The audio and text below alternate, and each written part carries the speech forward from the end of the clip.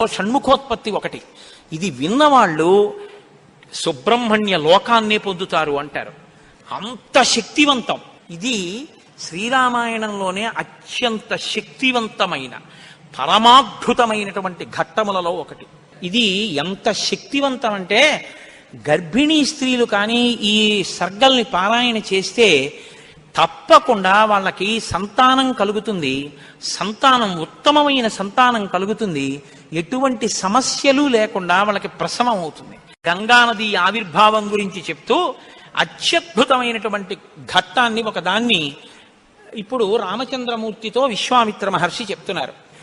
నాయనా రామా, నీకు అంగదేశం గురించి చెప్పాను. మన్మధుడు కాలిపోయాడు. తర్వాత పార్వతీ పరమేశ్వరులకి వివాహమైంది. ఎలా అయింది మరి మన్మధుడు లేకుండా? ప్రారంభమే ఒక గొప్ప విషయం. అందరి మీద బాణాలు వెయ్యాలి అంటే చేతిలో చెరుకు విల్లు 5 పుష్ప బాణాలు పట్టుకుని బాణాలు వేసేటటువంటి మన్మధుడు నేను బాణాలు వేసి అందరిలోనూ కామ ప్రచోదనం చెయ్యగలనన్న అహంకారంతో అదే పుష్ప బాణాల్ని తీసుకెళ్లి పరమశివుడి మీద కూడా వేసి ఆయన మనసు కదిపి పార్వతీదేవి యందు అనురక్తుడయ్యేటట్టు చెయ్యగలననేటటువంటి అహంకార బుద్ధితో ఒక్క బాణాన్ని తీసి ప్రయోగించడానికి సిద్ధపడేటప్పటికే బహిర్ముఖుడైనటువంటి పరమశివుడు కను